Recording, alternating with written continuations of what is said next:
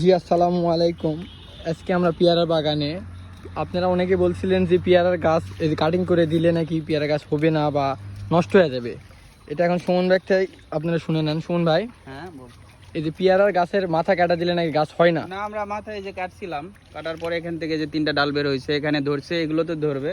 এই যে যেরকম এখানে কাটছি, এখানে দুইটা ইয়ে বের হয়েছে। হ্যাঁ, এটা অনেকে জানে না আর কি।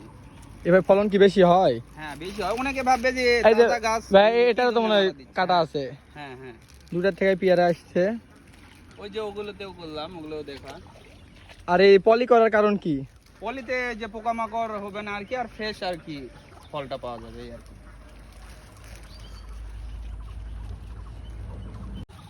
রাহুল, জি ভাইয়া। তুমি এর আগে কি এই পলিটা করছো তুমি? না না ভাইয়া, কখনো করিনি। এই আজকে সুমন ভাই নিয়ে আসলো, দেখা দিল, এই করতেছি আজকে প্রথম। ও, তো এই সব গাছগুলো কি আজকে লাগানো হবে না? ইনশাল্লাহ দেখা যাক কত দূর হয় আজকে।